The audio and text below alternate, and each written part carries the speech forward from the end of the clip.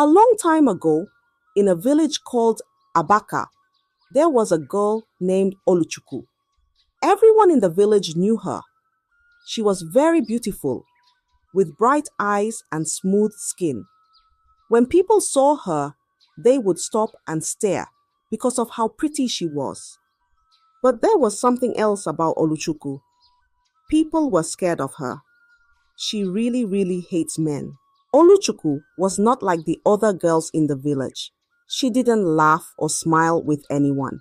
She always looked serious. And when men tried to talk to her, things got bad. She would not let them come near her. If anyone tried, she would beat them until they couldn't stand. The men in the village knew not to mess with Oluchuku. Some of them had black eyes from her punches. Others had bruises all over their bodies. No one wanted to feel Oluchuku's anger. Even though Oluchuku was beautiful, the men feared her more than they admired her. Stay away from her, they would warn each other. She is not like the other girls. People whispered her name like it was a warning. And so, Oluchuku lived in the village, beautiful, but feared by all. One day, Oluchuku went to the market to buy food. The market was busy, full of people talking and selling things. Oluchuku moved through the crowd, not smiling at anyone as usual. She picked some vegetables and was about to leave when a young man, not looking where he was going, bumped into her. Without even thinking, Oluchuku's hand flew through the air. Slap! She hit the man hard across the face. The sound of the slap was so loud, it stopped everyone around. The whole market went quiet. People looked in shock. The man was terrified. His cheek turned red, but he didn't try to fight back. He knew better. His eyes widened with fear as he quickly bowed his head and said, I'm sorry, I'm sorry. He didn't wait for Oluchuku to say anything. He turned around and ran as fast as he could, disappearing into the crowd. The women in the market shook their heads. Some whispered to each other, She did it again. But no one dared to say anything to Oluchuku. They knew better. Everyone knew not to cross her. So the market went back to normal. But the fear of Oluchuku grew even stronger in their hearts. In the village of Abaka, many men wanted to marry Oluchuku. Even though they were scared of her, they couldn't help but admire her beauty. Some men thought, maybe if I'm nice to her, she will like me. Others thought they could change her and make her gentle again. But they were all wrong. One by one, the men came to Oluchuku. They brought gifts, spoke sweet words, and tried to win her heart. But Oluchuku was not impressed. She saw right through their tricks. Whenever a man tried to get too close, she would beat him badly. They would leave her house with bruises on their faces, and some even begged for her mercy. But Oluchuku never showed mercy. Even one of the village chiefs thought his son would be different. She won't dare touch my son, he said proudly. The chief's son went to Oluchuku, smiling and thinking his high status would impress her. But Oluchuku didn't care about who he was. When he tried to charm her, she punched him so hard that he lost 2 teeth. The chief's son came back home with a swollen face and missing teeth. He could barely speak. The chief was angry, but knew better than to challenge Oluchuku. From that day on, men in the village knew that no matter who they were, Oluchuku would never let them get close without a fight. The men in the village were tired of being beaten by Oluchuku. The stories of her strength and fierceness spread all over Abaka. The elders of the village began to worry. Why does Oluchuku behave like this? They asked each other. She's strong, but why does she hate men so much? The elders decided it was time to speak to Oluchuku. They called her to the village square where everyone could see. People gathered to watch. The men, the women, and even the children came to see what would happen. They were curious about what Oluchukwu would say. Oluchukwu walked into the square, tall and unafraid. She looked around, seeing all the faces staring at her. The elders sat in a circle and waited for her to speak. But Oluchukwu did not look down or show any fear. She stood there, her head high and her eyes bold. The elders began to ask her questions. Oluchukwu, why do you fight the men? One elder asked. Why do you beat every suitor that comes your way? Another asked. Oluchukwu didn't flinch.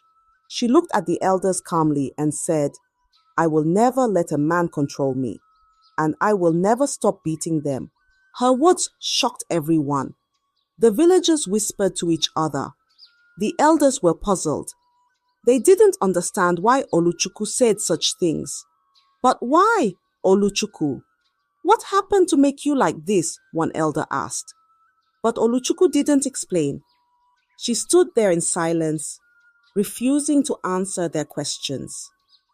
The elders were left with no choice but to let her go, even more curious than before. They wanted to know what had happened to Oluchukwu, but she kept a secret hidden. The villagers returned to their homes, still whispering about Oluchukwu's boldness. One hot afternoon, Oluchukwu went to the stream to fetch water. The sun was high, and the path was rough. As she walked back with her pot full of water, her foot slipped on a rock, and she fell hard to the ground. The pot broke, and her foot was hurt. She winced in pain, trying to stand, but it was hard. A farmer who was nearby saw what happened and rushed over to help her. He bent down to tie her injured foot, trying to stop the bleeding. But Oluchukwu didn't understand. She thought he was trying to take advantage of her while she was hurt. Without waiting, Oluchukwu's fist shot out. Bam! She punched the farmer in the face, making him fall back. Don't you dare touch me, she shouted, her eyes blazing with anger. The poor farmer, holding his swollen face, tried to explain.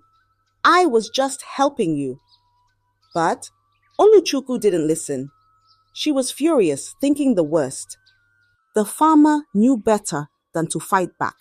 In Abaka, men were not allowed to hit women, no matter what.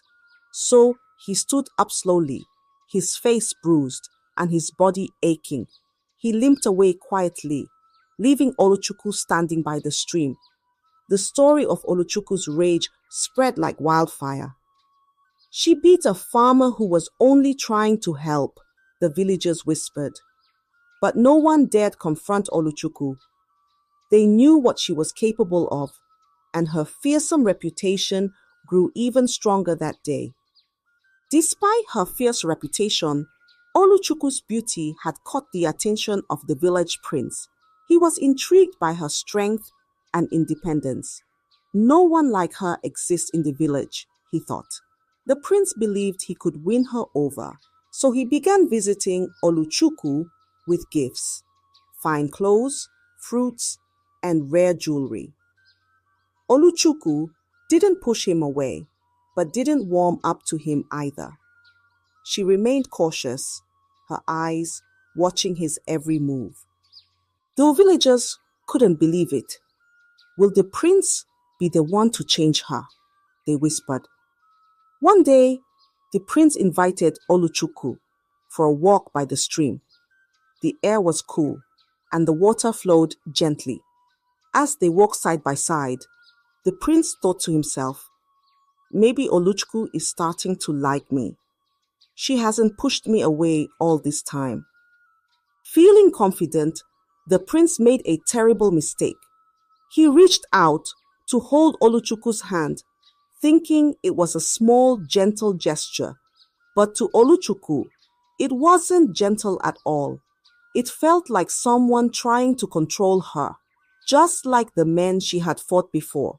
In an instant, Oluchukwu's temper exploded. Her eyes flashed with anger, and before the prince could say another word, she attacked him. Bam! She punched him hard in the chest, and then pow! another blow to his face. The prince tried to defend himself, but Oluchukwu was too strong and too fast. She didn't stop until he was on the ground, bruised and bleeding. The prince's guards, who had been standing nearby, rushed over to help. They picked up the prince, who was too weak to stand on his own. His face was swollen, and he had cuts on his arms and legs. They carried him back to the palace as quickly as they could. When the news spread through the village, people couldn't believe it. Oluchukwu beat the prince. They gasped. No one has ever dared to lay a hand on him. The village was in shock. Even though they knew Oluchukwu was fierce, they never thought she would go as far as attacking royalty. The whole village whispered about it, wondering what would happen next. When the prince returned to the palace, bruised and battered, the king was furious. "Who would dare do this to my son?" he roared. The servants trembled, but they all knew it was Oluchukwu. No one else in the village had the courage to lay hands on the prince. The king immediately summoned Oluchukwu to the palace. Word spread quickly through the village. Everyone rushed to the palace, eager to see what would happen. "How will Oluchukwu answer to the king?" they whispered. The palace courtyard was filled with villagers, all waiting for the fierce girl to arrive. When Oluchukwu finally appeared, she walked into the palace courtyard with her head held high. The people watched her, wondering if she would be scared. But Oluchukwu wasn't afraid. She stood tall before the king, her eyes bold and unflinching, just as she had done with the village elders. The king, sitting on his throne, looked at Oluchukwu with fiery eyes. "Why did you attack my son?" he demanded. His voice echoed through the courtyard, making the villagers shiver. But Oluchukwu didn't flinch. She stood in silence, her face hard and her eyes filled with both anger and pain. "Speak, girl," the king shouted again. But still, Oluchukwu said nothing. She kept her mouth closed, her heart pounding in her chest. The villagers leaned in, waiting to hear what she would say. But Oluchukwu kept her reasons hidden, refusing to explain herself to the king. The king's fury grew. "How dare you remain silent before me?" he shouted. But Oluchukwu remained as still as a stone, her secret locked tightly inside her. The villagers began to murmur among themselves, wondering why Oluchukwu had done it. But no one knew. For now, Oluchukwu's reason stayed buried deep within her heart. The king, growing more furious by the minute, pressed Oluchukwu again. "Why did you hurt my son? Speak now or face the consequences."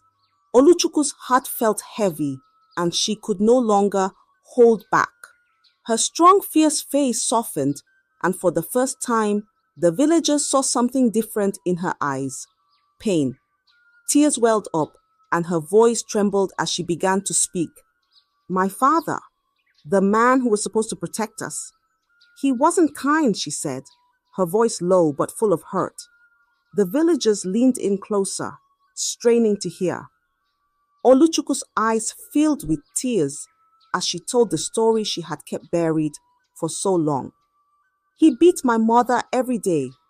He treated her like a slave, shouting at her, pushing her around, and whenever she tried to speak up, he would threaten her. He would raise his hand and she would grow quiet, too scared to say anything." The crowd was silent, hanging on every word.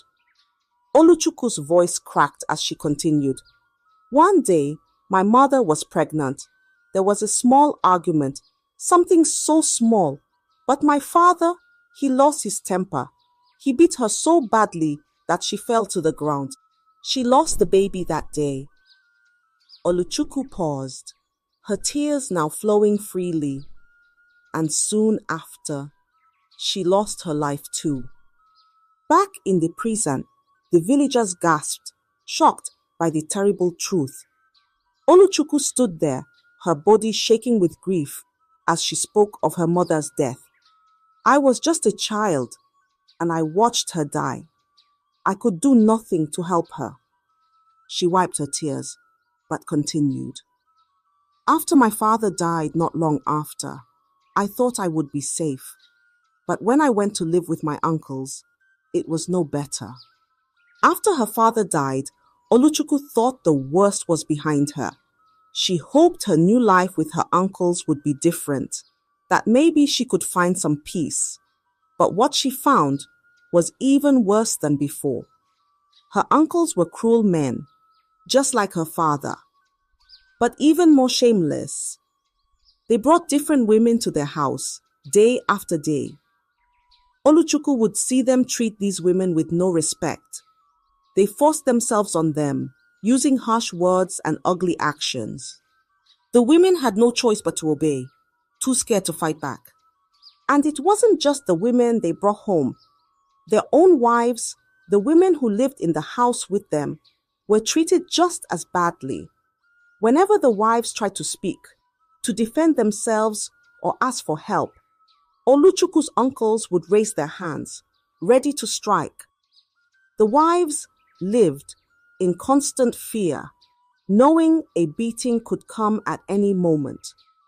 They were threatened, pushed around, and sometimes hurt so badly that they couldn't stand for days. Oluchukwu watched all of this day after day. She saw how the men in her life only knew how to control and dominate the women around them. They didn't listen, they didn't care, and they only used their strength to make the women feel small and weak. It was in those moments that Oluchukwu made a vow. She promised herself that no man would ever treat her like that. No man would ever have power over her. She couldn't save her mother, and she couldn't help the wives in her uncle's home, but she could save herself. From that day on, Oluchukwu's heart hardened like stone. She wouldn't allow any man to get close enough to hurt her. And so, Oluchukwu became the fierce girl the villagers knew. But behind her strength and anger was a story of pain, a story that no one had known until now. When Oluchukwu finally revealed her painful story, the village was silent. They had always seen her as a troublemaker, someone fierce and wild. But now they understood. Oluchukwu wasn't just fighting men for no reason. She was protecting herself, shielding her heart from the pain and fear she had known all her life. The men in the village, especially those who had felt Oluchukwu's face, lowered their heads in shame. They realized that Oluchukwu's strength had come from a place of deep hurt. Some of the men had their own memories of mistreating women, and now they saw how their actions could cause so much pain. The women of the village, who had silently carried their own struggles, looked at Oluchukwu with new respect. She wasn't just fierce, she was a fighter. She had stood up, not only for herself, but for all the women who had suffered quietly. The women began to see her as a symbol of strength, someone who had refused to be controlled or beaten down. Even the prince, who had once thought he could tame Oluchukwu, understood the mistake he had made. He realized the pain he had caused her, and with a heavy heart, he apologized sincerely. He promised never to hurt her again, and to respect the strength she carried. The king, hearing Oluchukwu's story, made a declaration. "No man in Abaka shall ever treat a woman badly again," he said, his voice firm. The uncles, who had mistreated so many women, were punished for their cruelty. The village had learned from Oluchukwu's story, and a new respect for women spread through the land. Oluchukwu, still strong and fierce, began to open her heart just a little. She agreed to marry the prince, not because she had been tamed, but because he had shown that he could respect her and value her for who she was. It wasn't about control. It was about strength meeting strength, respect meeting respect. The village celebrated the union of Oluchukwu and the prince. It wasn't just a marriage of two people, but a story of healing and courage. Oluchukwu's journey from pain and fear to strength and respect became a story told for generations. It was the story of a girl who refused to be broken and a village that learned the true meaning of strength and respect. I hope you enjoyed the story. If so, please like the video, comment what you learned from the tale, and don't forget to subscribe to the channel for more enchanting tales just like this one.